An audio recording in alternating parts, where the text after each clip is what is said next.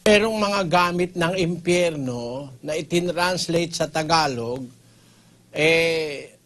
ang pagkakatranslate impyerno, dapat sana pagkakatranslate Hades. Iba kasi yung impyerno kaysa sa Hades. At iba rin yung dagat-dagatang apoy kaysa sa Hades. Magkaiba yun eh.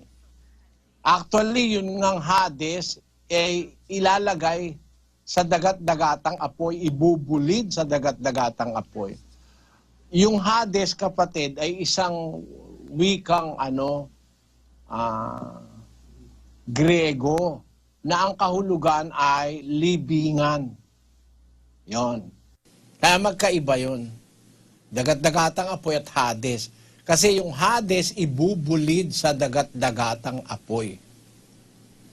Yung Hades kung minsan sa ibang translation, imbis ilagay Hades, nilalagay nila impyerno. Merong impyerno talaga, pero iba yung impyerno na sinasabi kaysa doon sa Hades. Kaya lang, sa mga nagtatranslate, napapagpare-pareho nila yon.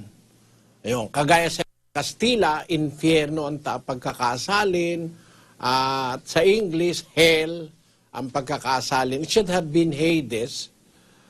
Ay nagkakaiba-iba. Doon nagkakaroon ng diferensya sa pagkakasalin. Kaya malalaman mo lang kung ano ba ang dapat na talagang gamiting salita kung titignan mo doon sa mga manuskrito ng Biblia. May pagkakaiba sa kanila yung Hades.